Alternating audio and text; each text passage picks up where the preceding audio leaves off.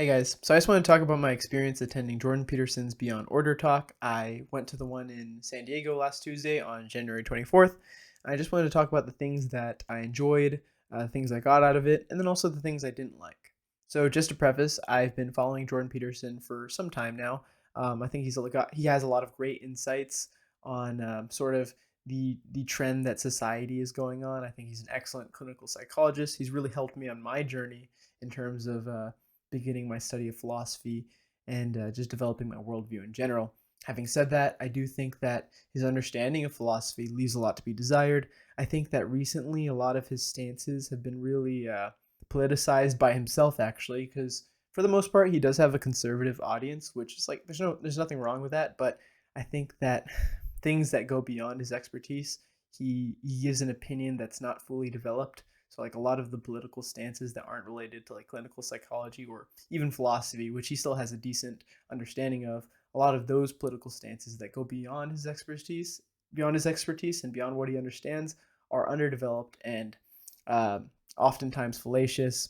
Like the other week, I saw him tweeting, uh, talking about a article that dates back to like the 1800s, like a study that literally dates back to like the statistics within the article date back to like 1885 or something, and he didn't take the time to look through the article and realize, okay, well, maybe I shouldn't be using a statistic from 1885 to discuss specific trends that are taking place today. So obviously there are a lot of things I'm very critical of regarding Jordan Peterson, but for the most part, just seeing how he's impacted my life and how he's helped me start my journey, even though there's a lot of things I disagree with him and a lot of things that over time um, are like my worldview is a lot different than it was when I first started watching Jordan Peterson. I'm still very thankful and grateful for him because even though we don't agree on a lot of things, uh, just listening to him speak and following his career has really helped me in my study for philosophy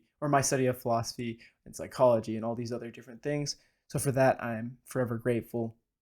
But I do want to get into some of my criticisms of Jordan Peterson so you understand where I'm coming from when I sort of talk about the things that he discussed in this lecture.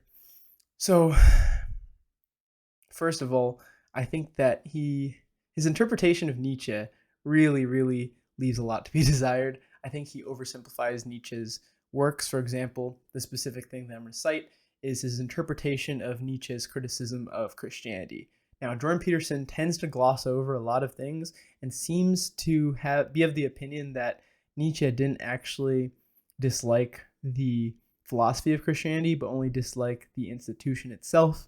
And he tries to argue that Nietzsche is actually arguing against not following Christianity, and actually, in his opinion, Nietzsche was talking about how horrible it was that people stopped believing in Christianity. And this is just isn't the case. And I am a Christian myself. I'll get into a little bit of that later in my own relationship with religion, with Christianity. But as a Christian, I can firmly say Nietzsche hated Christianity to its core. And he has valid reasons for this. He doesn't attack. So a lot of people at that time would attack the authenticity of the Bible based on historicity and sort of things like this. That was the common thing. But he actually attacked the morals of Christianity, which I really respect. Like, I know that might sound strange coming from a Christian, but one of the things I hate is when people try to debate the historicity. That's something we've done for such a long time. I think most people will agree that the historicity of the Bible is definitely, like, there's a lot of things that we can agree. I'm trying to think how the word this. Basically, it's like my high school Hebrew scriptures teacher said. Uh, he said not everything in the Bible happened, but all of it is true. So he was trying to say is that although certain stories of the Bible may not have actually happened, they all explain this sort of they're all explanations for why we have specific moral stances. And that's kind of my view of Christianity. I'm not denying that things in the Bible happened, but like my computer with my notes. But I don't need, for me personally, my own relationship with Christianity, I don't feel that I need to prove any of the things in the Bible happened to believe in those things. Because I look at the morality of Christian morality. So of course I would then disagree with Nietzsche because he attacks a lot of Christian morality, and a lot of it Everything that Nietzsche criticizes about Christian morality has a point, but just because you have a very like well thought out and intelligent argument towards something still doesn't make it right. But he had very valid critiques of Christian morality, which I understand, and I have actually taken a few of those upon myself. I don't think that even if you look at like the Old Testament compared to the New Testament, there's lots of different contradictions. There's different philosophies between the two. So as a Christian, you do have to, at a certain point, pick and choose which specific beliefs within the Bible you're going to adopt for yourself, because even with the New and Old Testament, there's tons of different contradictions, areas of disagreement. So you as a Christian, if you're really a thinking Christian, you have to think, okay, what am I going to take from Christianity and apply to my life? Because it would be impossible to take it all, just because there are contradictions within it, and you're going to have to take a stance at a certain point. So I guess what I'm trying to say is, although I disagree with a lot of Nietzsche's critiques of Christian morality, some of them I do agree with, and some of them I actually accept as legitimate grievances, right? Because like I said, and I'll get into this later, my relationship with Christianity is the Kierkegaard approach, and I'll get into that later. But this is about Jordan Peterson. Basically, what I'm trying to say is Jordan Peterson glosses over Nietzsche's actual criticism of Christian morality and simply states that he was critical of the church structure and people not following Christianity enough, which isn't the case.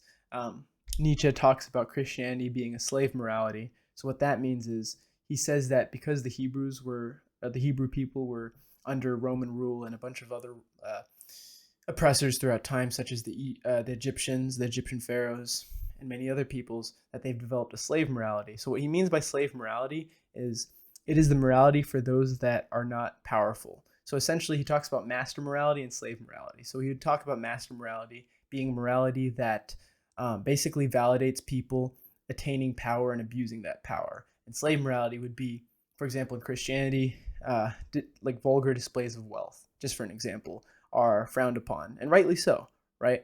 But he would consider that slave morality, because in his eye, that's denying exceptionalism. See, for Nietzsche, he did not believe in equality. He believed that anyone who was powerful enough to reach a certain point deserved to be powerful and could do whatever they want with that power. So, of course, I disagree with a lot of Nietzsche's beliefs as well, but I can at least admit that those are Nietzsche's beliefs, whereas Jordan Peterson glosses over Nietzsche's beliefs concerning Christianity and other things, which, like I said, you absorb what is useful, you reject what isn't, and you make what is essentially your own. The Bruce Lee quote that I always quote. It's a little bit late, so I'm having a bit of a brain fart. But what I'm trying to say is, you should at least accept what's true about people's philosophies, and even accept what's true in the sense that you can't really know what they meant. Like with Nietzsche, a lot of it is up to interpretation. Therefore, I don't really know what he meant by certain things, and a lot of other people don't. So that's perfectly fair. But what he certainly wasn't doing was just criticizing the Christian church structure. He was also, criticizing Christian morality. The same way I can say he was criticizing morality in general and thought that we should have no basis of morality. And he was of the opinion that those who are powerful should be able to do what they want with power. And what I get from that personally, because like I said, you have to absorb what is useful, right? So what I absorb is that if you're not powerful, the will of others will be exerted onto you. So you have to make yourself a powerful person to a certain degree. That's why I always say be capable of violence, right? You have to be powerful in order that, if you're a good person, you should still be powerful so that you can have the power to do good upon others, so that you have the power to protect those who can't protect themselves, to do good.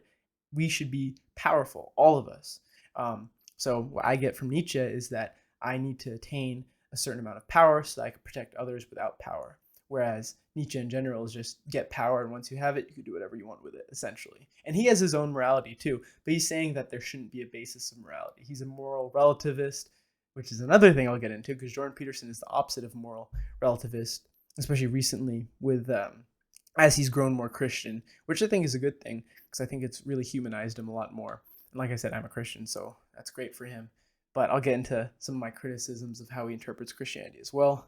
I also would like to criticize his stance on postmodernism. I actually agree with the things he says about postmodernism and his critiques of it, which essentially, he's so postmodernists would generally be moral relativists as well, in the sense that what postmodernists want is a society that doesn't have too strong of an identity. So they would actually support, like for America, for example, we have lots of different identities. They would support that in a sort of fracturing of identities, which I disagree with. I think you don't need to be all, you don't all need to be the same, obviously, but you do need some sort of unifying uh, identity in which everyone in the nation can relate to and feel that they are a part of, because without that, you don't have coherency within all the people. You need societal harmony to a certain extent. You don't all have to be the same, otherwise you'd essentially be like a totalitarian utopia. Everyone's forced to be the same. I'm not saying that, but and Jordan Peterson says as well, you do need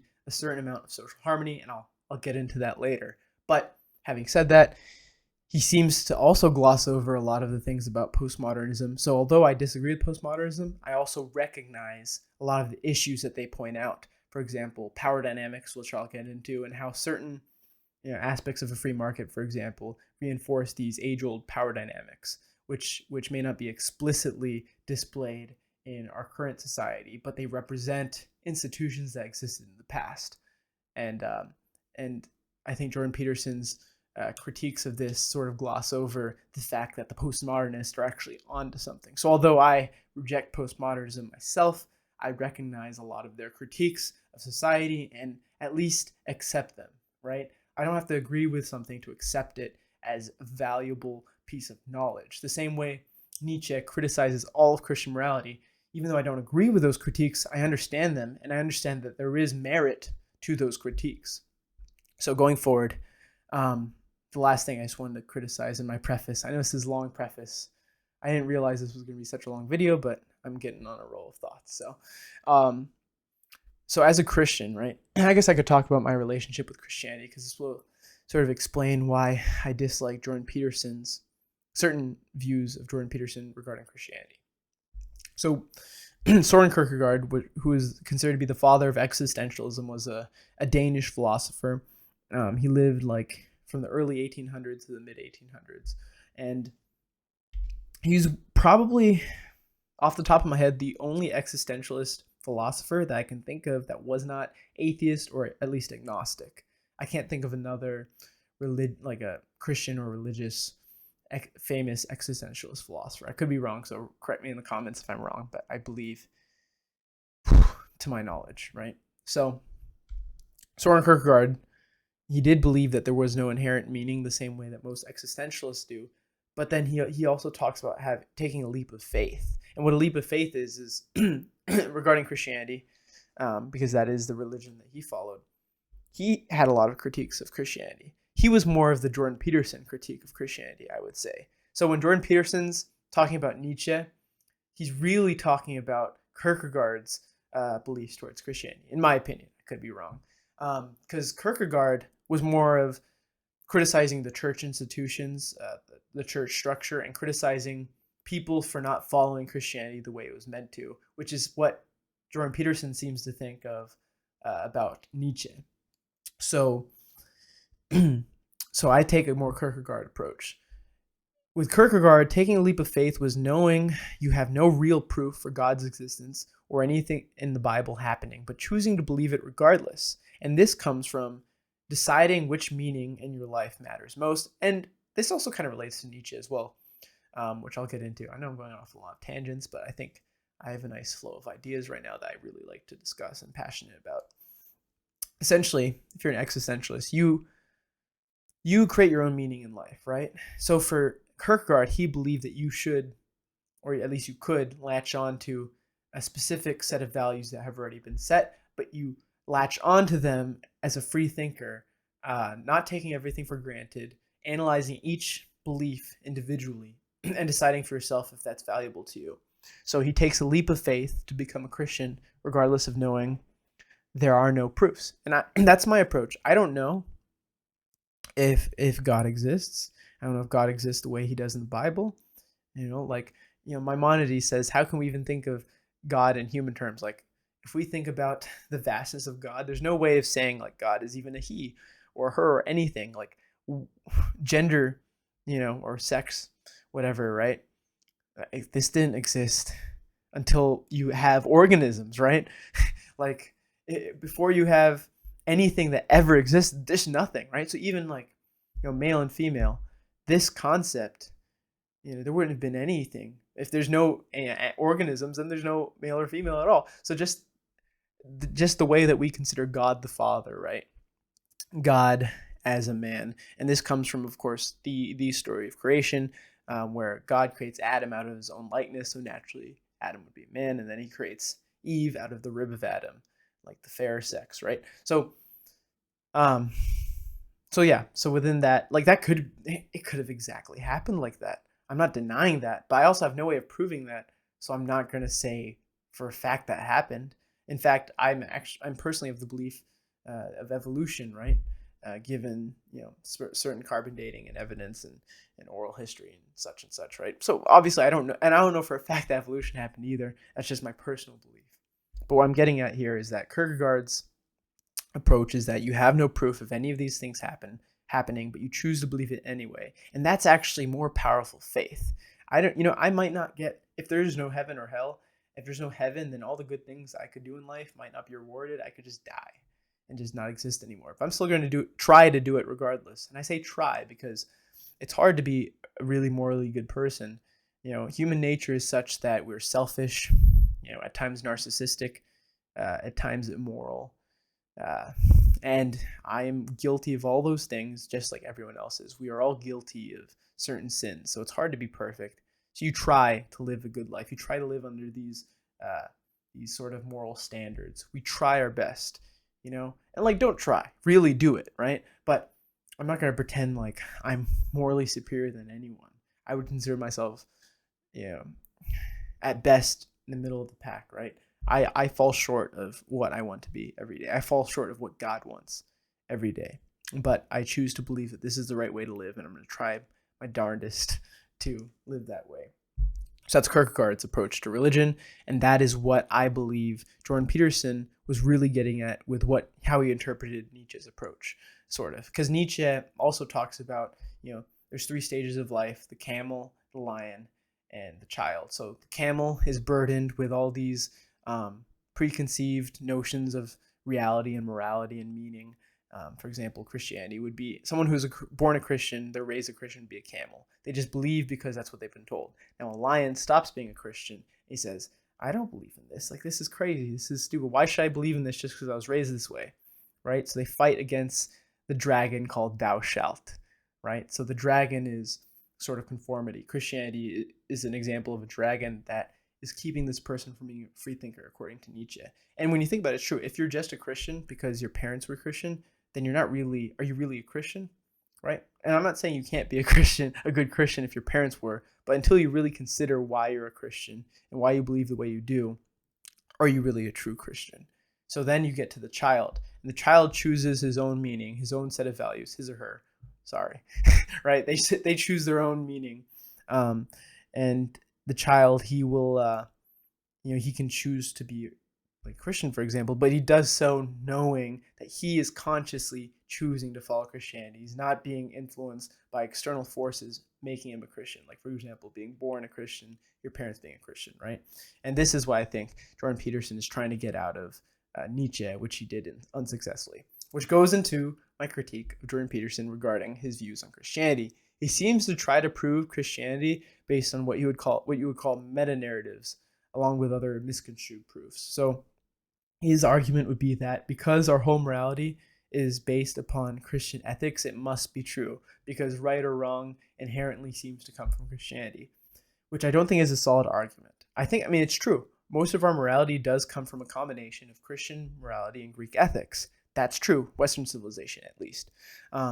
That's true. But to say that's a proof of Christianity being true, the true religion, is just not a well thought out argument.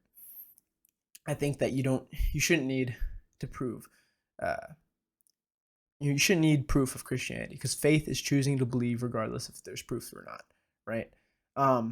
So that's another one of my critiques. Now we can get into the meat and potatoes of his talk. And so before he got up on stage, after some of the previews, like they're having some previews of some of his new companies, that he's starting up, and since I'm not getting paid to advertise them, I'm not going to tell you what they are. Jordan wants me to talk about them. He can send me a check in the mail.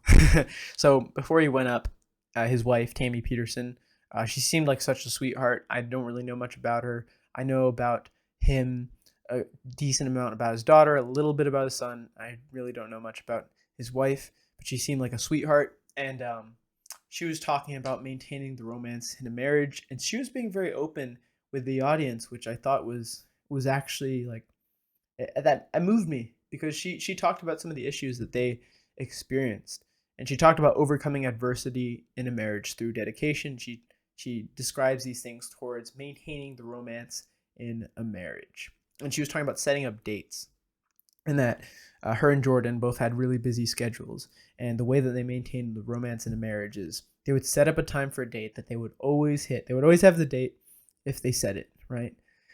And they would dress up nice. They would dance together. That was like the routine. You set the date, they dress up nice, and they dance, even if it's just at home, even if the kids are sleeping. And this is how they maintain romance in the marriage. They made time for each other no matter what. And that was really beautiful because she talks about how they really didn't have any contact for like 3 years because she had cancer and he got really sick and was out of the public eye for a while. And it had been 3 years. And she said, we were together and I didn't know if we still had it, if we still had the connection. And that really moved me. And she talks about, they came together and they had a date. And they danced and she knew it was going to be all right. And like that makes me emotional.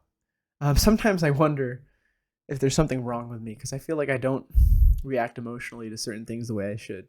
Like as a kid, like the death of family members, for example. Like sometimes it would really affect me, and sometimes it wouldn't. It was weird. Like I can't really think of crying, if a family member of mine died. But then I remember crying when like a lot of my pets would die. So I don't know if that means I'm a little bit fucked up in the head or something. But that moved me.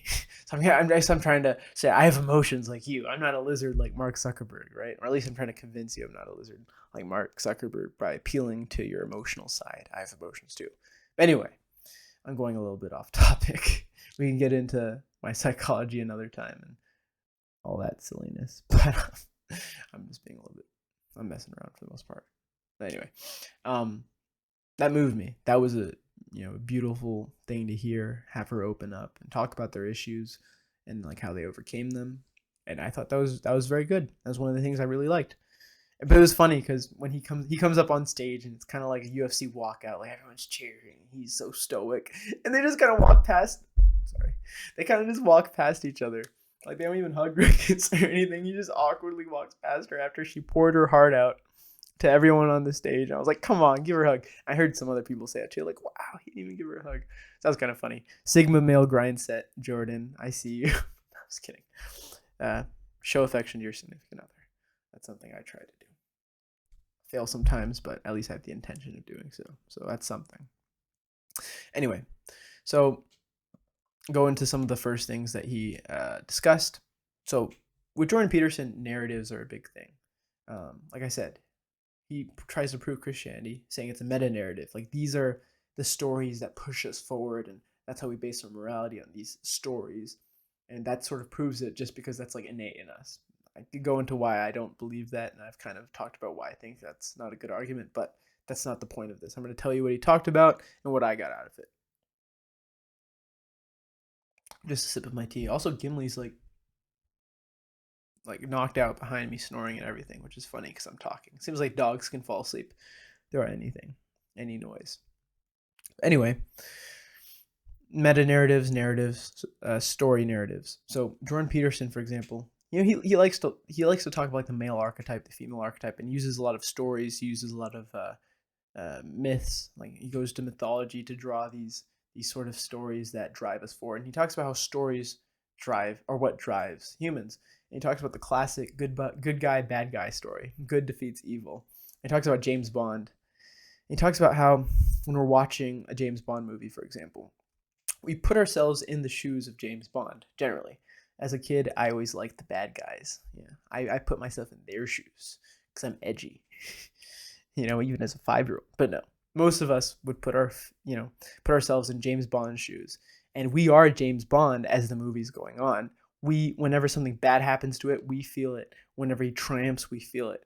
And that's because we want to see ourselves as the good guy generally. We want to see ourselves as the hero. And that's a meta narrative that drives humans. This classic arc of good and evil. And I do agree with this, right? I do agree that we have all these different age-old stories that are kind of what inspire us, and that's how we base our lives and base our morality. But it's like the chicken or the egg thing. Like that's where he brings in Christianity into this, the whole chicken or the egg. What came first? Did Christianity come first, or did these stories come first, right? Did Christianity lead to these stories, or did these stories lead to Christianity, right? And that's kind of why I don't think, because it's like you have two options, I don't think it's safe to just pick one or the other. Both could be right, you know what I mean? We don't know. But I do like this idea that our life is really just a collection of stories, and we are trying to make our life into a story, but a good story, one of, either adventure if you're adventurous, or one of success if you want to be successful in a certain way. We want to be the good guy. We want to be the hero of our story, and we want to triumph in the end. It's like, you ever see if you ever watch The Sopranos, Tony's nephew Chris, he's upset with his life. He's like, in stories we have, they have these arcs where the hero, he's supposed to learn something. Where's my arc, Polly? And Polly's like, what arc? Noah. But like, it's true. We see our lives as stories. We see our lives, as plots, and we are the main character. People say, oh, that person has main character energy. Like, they think they're the main character of their story. Shut up. Everyone's the main character of their story. We're all living only based on our own experiences. We don't know what someone else is thinking. It's like the whole Descartes, I think, therefore I am. We really don't know if we are. We don't know if anyone else exists, if we even exist. I could be a video game NPC, and this is programmed into me to say all these things. We don't know for sure. So therefore, we are all the main characters of our own story. So people trying to like say, this person's got main character vibes, like, come on, you're also the main character. Shut up. Take a chill pill. And so anyway, I really like that talk, and I'm probably missing some things within that were helpful, but I was a little bit tired that day. It was a long day of work. We worked late that day, and we drove over there. I had a beer while I was watching the talk, so I was a little bit relaxed, so I might have missed a few things. But anyway, it was good, and that's what he started off with. And then some of the other things he goes into. For example, and this is one of the other things I did enjoy. Excuse me. Talking about postmodernism again. He talks about like I said before, one of his critiques of postmodernism, which will end up being one of my critiques of his critiques of postmodernism, is he talks about in postmodernism, they have this sort of thing where, like I said, you take the free market, for example. So we're gonna talk about our current society. For the most part, we have a free market. In postmodernism, they'll talk about how certain things bring up memories of old institutions. So a postmodernist would talk about marriage and saying that reinforces patriarchy. And Jordan Peterson says this is ridiculous. And okay, I'm going to agree with him there. That is ridiculous. Like, obviously, some marriages are patriarchal in certain parts of the world, but to say that the institution of marriage is bad because it somehow eternally represents patriarchy, I think is stupid. You could take there. I mean, there have been cultures where, like, you take Viking culture, for example. The Vikings, back before Christianity, actually, when they were pagans, women had equal rights as men in a marriage. So like certain cultures, marriage isn't a patriarchal thing. What I'm getting at is, marriage isn't inherently patriarchal. It is I would say, in most parts of the world. Then that just, I think that partially comes from biology, which influences culture. But just to say that the institution itself, marriage, is patriarchal in nature, I think is incorrect. And I could be wrong. I would have to research it more. But Jordan Peterson criticizes this. I'll give him that. Another one of his critiques, and this one is one that I critique Jordan Peterson. But he critiques, for example, business relationships. So whether it be employer, customer relationship, whether it be the person selling the product to a customer, that sort of relationship, or the employee and the employer relationship.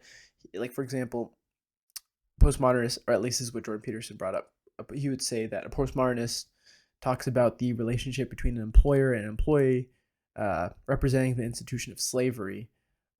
Okay, this is also, yeah, I'll give Jordan Peterson this one.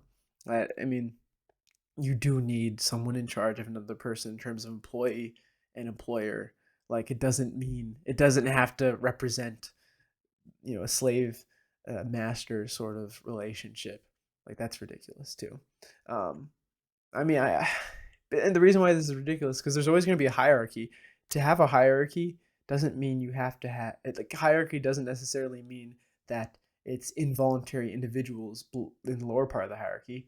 Many people are in the lower part of the hierarchy voluntarily because they need to gain experience, and eventually they become the manager. And there's like, you take the military, for example. You start off as lowest enlisted rank or the lowest officer rank, and you have to work your way up, and based on time and experience and hopefully merit, you will rise through the ranks. And so you need hierarchies in life. A 50-year-old person is going to have more experience than a 20-year-old person, so they're probably going to be higher up in the hierarchy.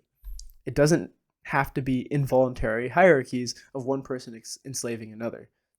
So in this, I also agree with his criticism. Now, where I disagree is his criticism of postmodernism regarding like the provider and the customer.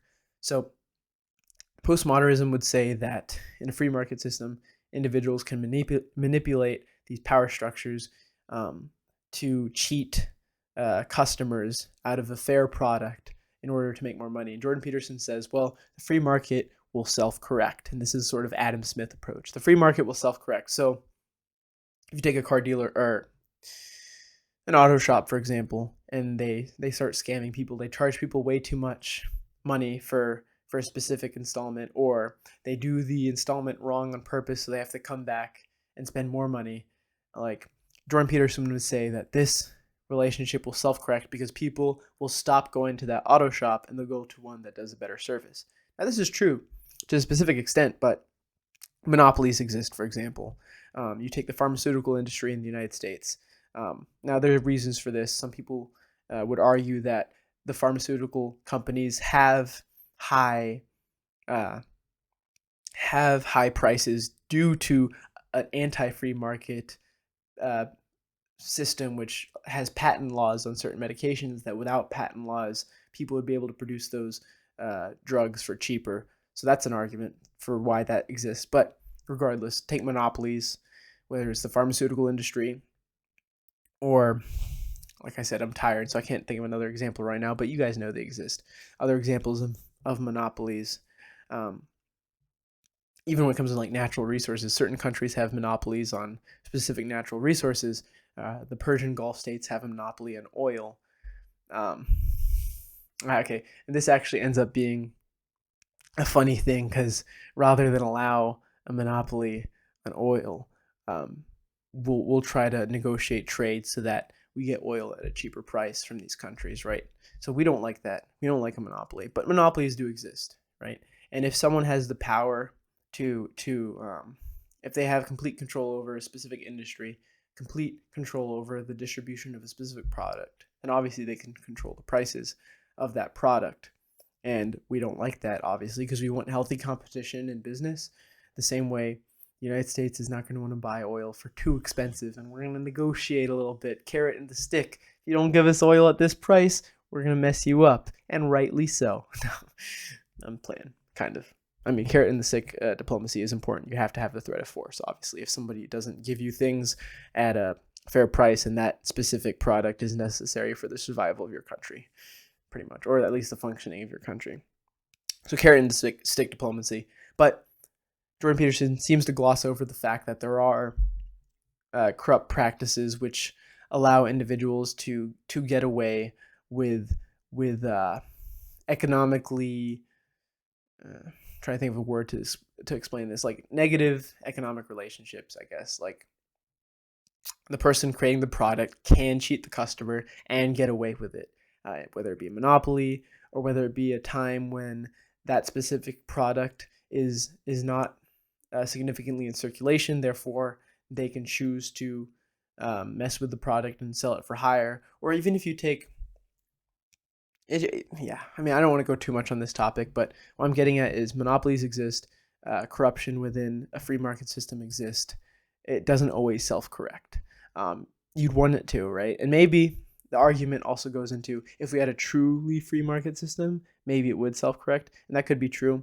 I mean, we're all talking about theory now. But I guess, and this continues to be my issue with Jordan Peterson and other individuals who just say things are because they are, and they don't recognize that a lot of these things are theory and that there can be cracks in their theory. For example, like I said, his proof of Christianity as a meta-narrative, it doesn't mean that that proof is wrong. It's just not full proof. That proof is not full proof. It's not absolute. The same way what he's saying about his critique of postmodernism and the producer and customer relationship, that's not an absolute proof. That's a theory, and he could be right. But me personally, I know that there's cracks in that theory which could unravel it, right? So that's a thing. Moving on, let me give him some credit on his critique of postmodernism, and this also goes into, so basically he gives a talk which is mainly about story narratives, and then he goes into a question portion. I'm going to go over some of the questions that I enjoyed. There was a question about collective versus the individual, essentially. Like, how do people stay individuals when collective groups are more powerful and kind of overtake them in competition? And Jordan Peterson surprised me with his answer. I thought he was going to be talking in support of the individual, which would be the more sort of conservative standpoint. But he talks about the collective being important, and this was something I agree with. He talks about the necessity for harmony within collective groups, and one of the ways is through similar culture, for example, right? He talks about social hierarchies, relationships between people, and how that runs society. He talks about how you sort of need a shared motivation throughout the ranks. Esprit de corps is what we call it in the military. You need people to all be equally motivated towards a similar goal.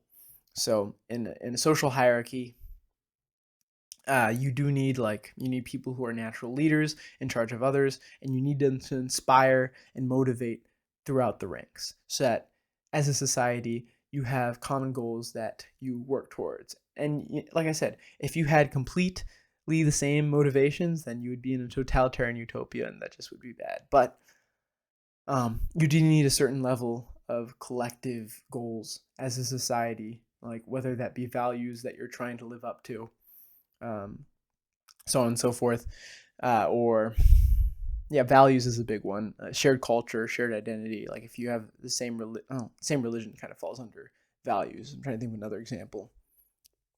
For example, war, right? War has proven to be one of the best ways to unify a country, because when you have a shared enemy, naturally people come together with a shared enemy that unifies you. That unifies alliances. The Soviet Union, which was communist, and the United States, which was capitalist, complete opposite sides of the spectrum, came together to fight the Germans, right? So having a common enemy really unites people. And you do need a certain level of unity to achieve things. And Jordan talks about this, if everyone in society has completely different goals, then you're not going to achieve anything. He talked about him giving the lecture, for example. Everyone is quiet in the arena where he's giving the lecture and focusing on him. And if everyone was just talking over each other, nobody would be able to hear what he was saying, right? That's one of the examples he gives. Another example he gives is family relationships, for example. Being happy. He says, as a parent, you're only as happy as your most unhappy child. And I love that example. If you're young, like if one of your children is unhappy, you're also going to be unhappy. There's this sort of shared anxiety in a family that if one person's anxious, everyone feels it. And that's not a bad thing, because you should all feel that anxiety, so you start helping that person. I think that's something we need in society more. If the lowest of our society have the anxiety of like poverty, for example, or a lack of opportunities, we should feel that too, and that will drive us to help them. And we don't have that in our current country because of a lack of identity. We don't care about helping those below us because we don't know them. If you don't know someone, then you can either hate them or fear them or just not care about them at all. So you take like one of my someone I really like, Daryl Davis. He's a black man who works towards getting white individuals to quit the KKK, and he talks about how the way he does this is he says, how can you hate me if you don't even know me? He was able to convince so many people to quit the Klan because they had never really made friends with a black person before. And as soon as Daryl Davis became friends with them, they realized, okay, like I've been hating black people this whole time because I didn't know them. And once these Klan members got to know a black man, all of a sudden all their racist ideas fell apart. And like, we hate what we don't know. We fear what we don't know. That's where racism comes from, and a bunch of these other prejudices. And I think the same applies to society. I think that if we saw everyone as our family and as our friend, and I know this is like kind of unreasonable, but I'm just making a point. If we saw everybody in this country, and it's a lot easier with small countries, right? If you see everyone in your country as a member of your family or a friend, then you're going to help the lowest in society, because you would never let a family member be homeless, for example. You would never let your brother or your sister be homeless. You would help them to the best of your abilities. And that's not what we're doing today in this country, in many areas in the world, pretty much everywhere in the world, right? So I do agree that you need to feel the anxiety of the other people in your collective group, because if you don't, then you're not going to want to help them, and you're not going to be concerned with them. And of course, it's funny because Jordan Peterson is very critical of like totalitarian states, for example. He's against any form of absolute power, but he is supportive of the collective groups that happen organically. So shared culture, for example. You don't need a big government making a lot of laws if you have a shared culture, and that culture dictates the way you interact with each other, custom, for example. So you don't need as many laws because there's a lot of these unspoken laws due to culture. And that's something that Jordan Peterson feels strongly about. And I do think it's difficult in the United States because we have so many different identities that you do need these different laws that sort of fill the gap. But I, like him, am of the opinion that if something happens organically, that's better. And I am a little bit anxious about too many laws, for example, due to the fact that we have such fractured identity and we can't just figure it out ourselves. But it's a nuanced issue. I understand there's different sides, and I can get into this more in the future. But anyway, moving on from that, I thought that was a really good point that he made. I enjoyed that, and I didn't expect that to be his answer, so I really liked that. Next, I want to go into like I said, this talk is called Beyond Order. He has a book, Beyond Order, and he talks a lot about the difference of chaos and order, and why you need both order and chaos in your life, sort of yin and yang, the Apollonian side, and the Dionysian side, which the Apollonian side and Dionysian side, something that Nietzsche gets into, is basically that we have these two types of these two drives within us, and they're represented by the Greek god Apollo, which is the god of music, archery, and he's like an ordered individual. He lives his life very well ordered, disciplined. And you have Dionysus, who's the god of wine and partying, and he lives a wild lifestyle. And how you do have to balance both sides, because you're always going to have your Dionysian urges to like want to live somewhat hedonistically, and you're going to have your Apollonian urges to live an ordered life. And obviously you can't be too hedonistic. You can't be hedonistic in general, because hedonism is the far end of pleasure. You do have to have some pleasures, but you can't be hedonistic. But at the same time, you can't be too strict on yourself, because then you're not going to be creative, you're not going to be imaginative, and that's a point I'm going to get into a little bit later. So I'm going to take that thought, pin it on the wall.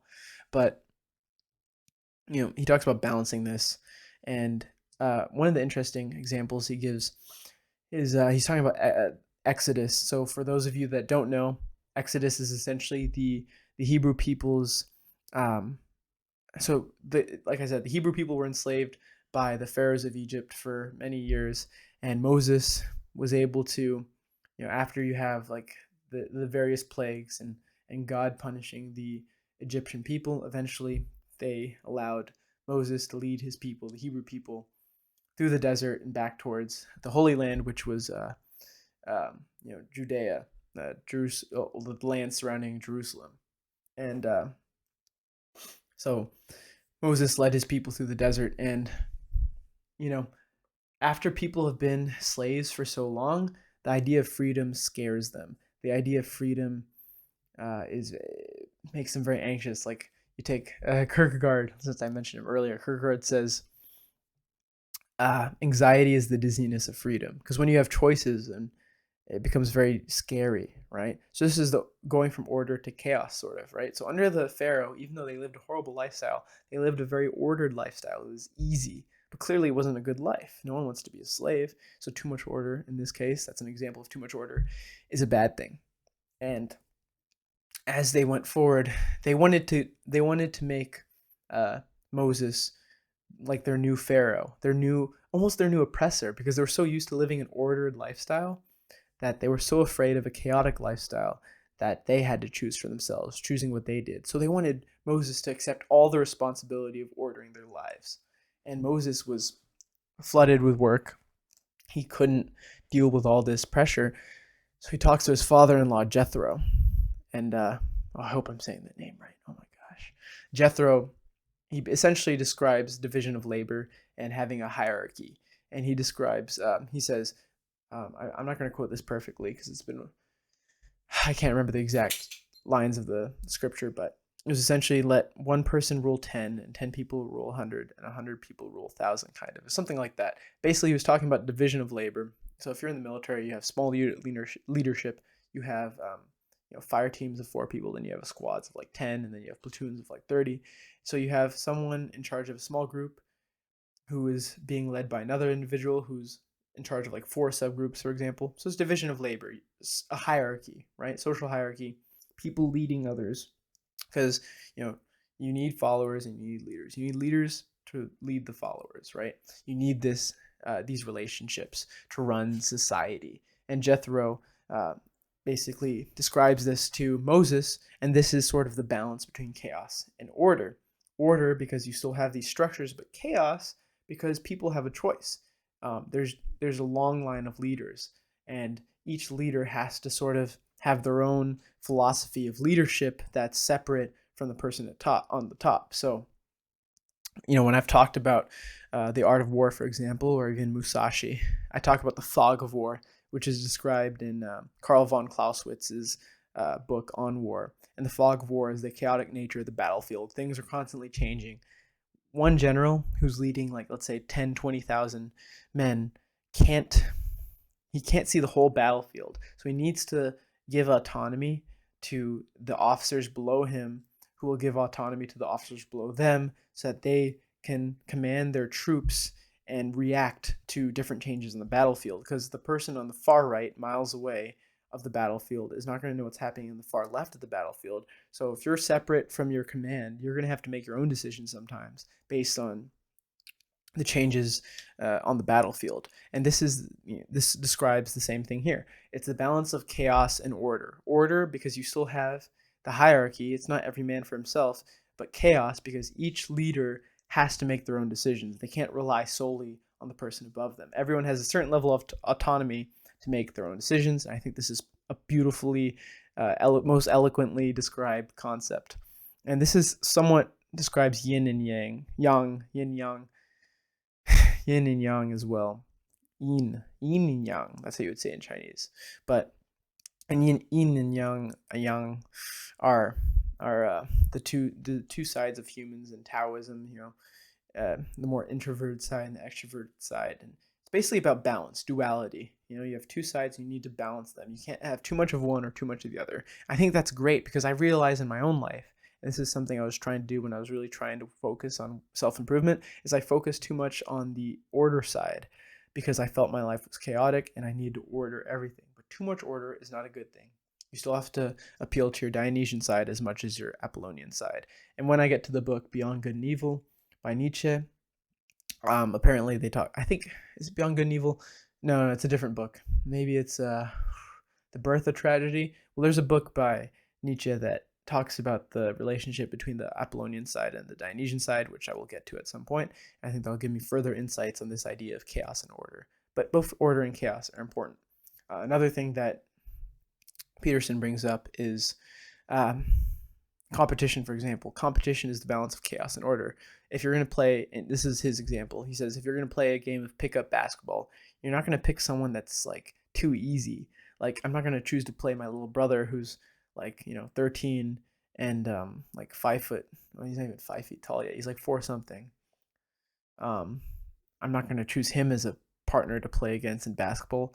I'm going to choose somebody that's as good as me or slightly better than me. Because a victory over someone you know you're going to beat doesn't feel good. You need a certain level of uncertainty, a certain level of chaos to render your victory worthwhile. You need to have a chance at losing in order to feel like you've truly won. That challenge, right? That chaos, that uncertainty.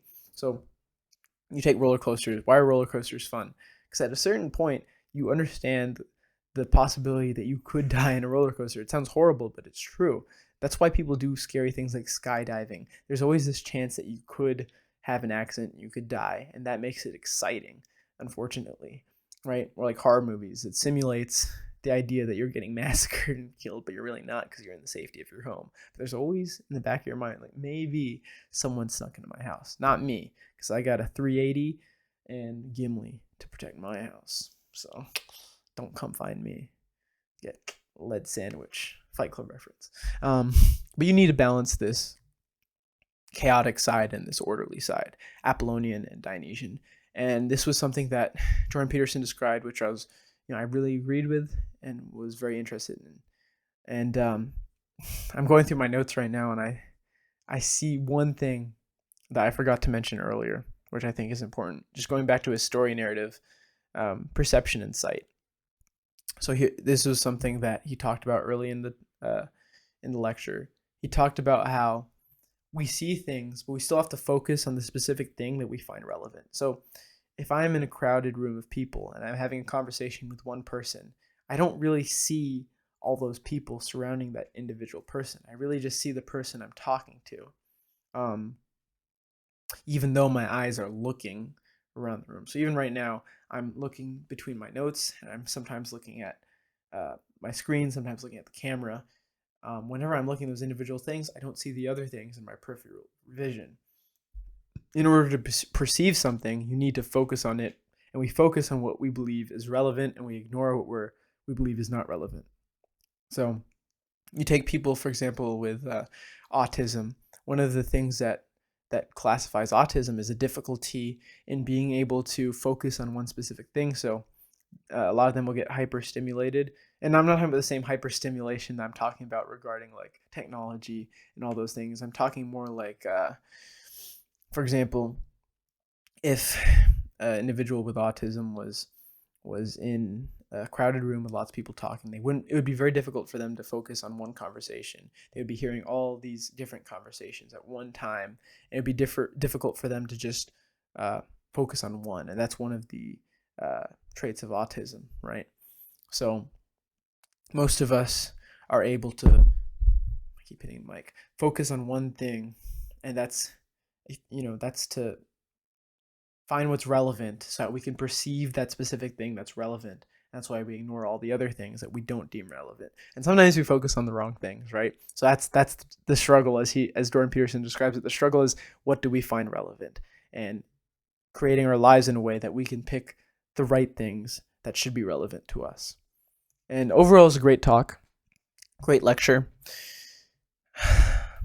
Like I said, I'm always going to be thankful for Jordan, even though there's a lot of things I disagree with him on. I mean, politically, I'm not saying I disagree with him even politically on everything. Like, there's things politically I agree with him too, but I feel like he's gotten to a point where he's really trying to play into his conservative audience to an extent that, like, for example, he signed a deal with the Daily Wire.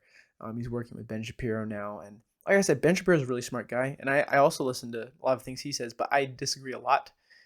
Not a lot, but I disagree with a lot of the things that he believes in, his political stances. Same way I disagree with a lot of things that Jordan Peterson has politically, and we have agreements and disagreements politically. But what I don't like about Jordan one of the things I don't like about Jordan right now is that I feel like he's really playing into his audience, knowing that if he adopts these more political stances, he'll get more support. I don't like that. I will always be impartial. Like with you guys, I'm never going to take a side that I don't believe in. Like, you take the Andrew Tate thing recently. I knew that a lot of my I don't want to say fans, it's stupid. This channel is not, there's no fans in this channel. I hate that word. Like, And I don't think people should strive to have fans. People should strive to have people that they can inspire a little bit or teach a little bit and hopefully learn from them as well. Like I learned things from you guys. That's a good thing. Like I mean, we all have this sort of ego inside of us where we want, so a lot of us have this ego to want admiration, want fans, but I think it's important for us to try to counteract that human nature of wanting power essentially. Like power isn't a bad thing if you use it for good, but don't become obsessed with power, right? And so I don't like the idea of having fans, but the people who subscribe to this channel and watch my videos, a lot of them are Andrew Tate fans, and just I want to clarify, I don't have any ill will towards anyone who disagrees with me. I want you guys to disagree with me. So if you're an Andrew Tate fan, I'd love to hear your thoughts and we can have a healthy conversation to talk about that, right? But having said that, I knew that I wouldn't gain any favors by criticizing him because I know that a lot of the people that follow him also follow what I create, because it's a lot of it is young men who need direction in their lives and are um, trying to find a philosophy to live their life by, essentially. And I want to help with that to the best of my abilities, even though I don't think I'm super capable of it, but I do my best. And I had to speak out against him because I don't think that he's a good role model to have for a lot of young men. I think that he has taught a lot of great things, but I don't think he shouldn't be the role model for young men. So Jordan Peterson, even though I disagree with him, he would make a much better role model than Andrew Tate. Andrew Peterson than Andrew Tate. And even though I disagree with a lot of things on Jordan Peterson, I would say that he's a pretty good role model to have, even though he's not perfect.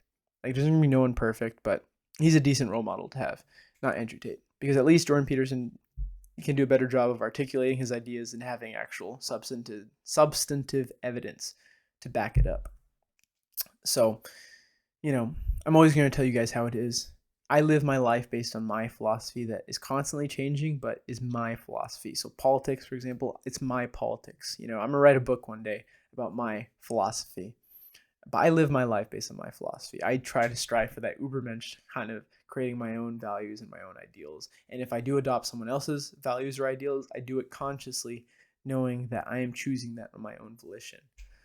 So I think that the video I did on Andrew Tate, for example, I got a little bit emotional, which I regret in, when I'm talking about pornography. Voice crack.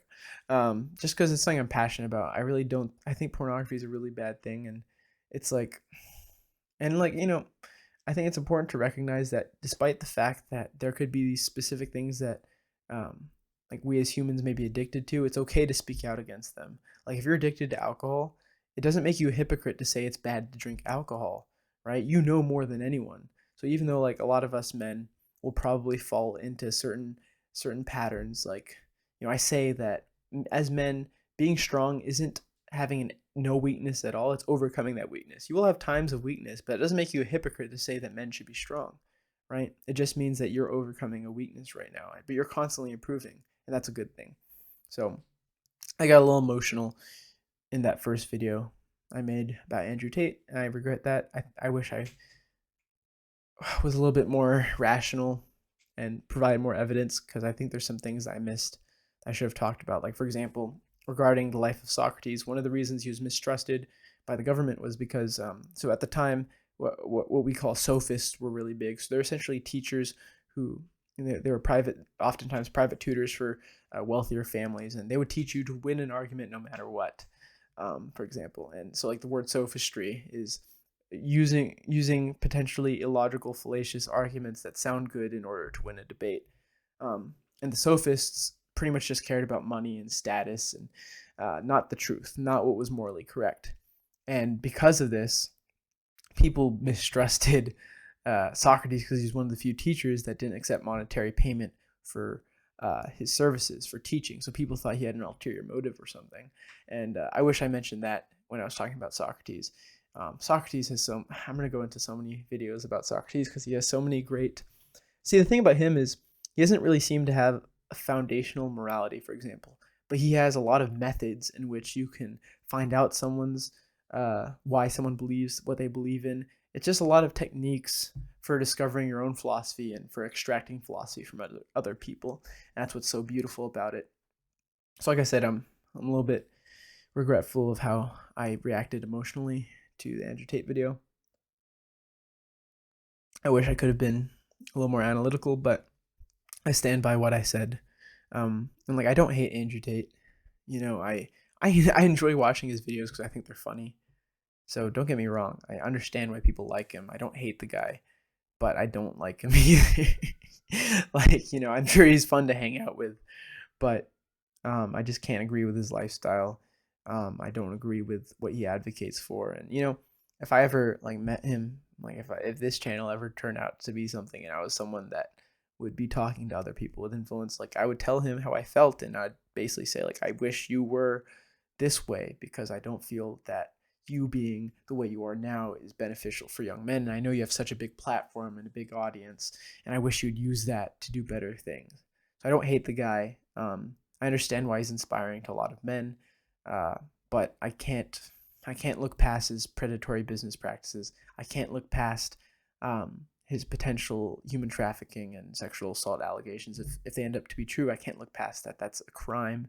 That's morally incorrect, and that's something that you should recognize. I can't look past how he claims to be wanting to be helping men, but then most of his services helping men cost crazy amounts of money. I can't look past that. I can't look past the fact that he seems to be insecure sometimes. He seems to put so much value into sleeping with women, which is like, that shouldn't be your sole purpose in life. In fact, you should try to find one good woman. I know it's hard to do as men because it's men's natural urge to procreate with as many women as possible, but that's a natural urge that you shouldn't support, and you should try to, you know, you should try to just find a good woman to live your life with, even though it could be difficult. It could not be in your nature, but you should try to do that, and that'll make you, I think, happier in the long run because you're exercising control, and that's a good thing. So there's just a lot of things in his life I disagree with. I think that you should live your life in the service of other people. I don't think you should just live your life to have as much money as possible, as many cars as possible, live in excess. I don't think that's a good thing. I take the Miyamoto Musashi approach, you know, try not to have too many possessions, try not to, you know, be driven by the feelings of lust and love. He's definitely driven by lust. But anyway, I'm just saying that I wish I was a little more analytical there. And I don't hate the guy. I don't hate any of his fans.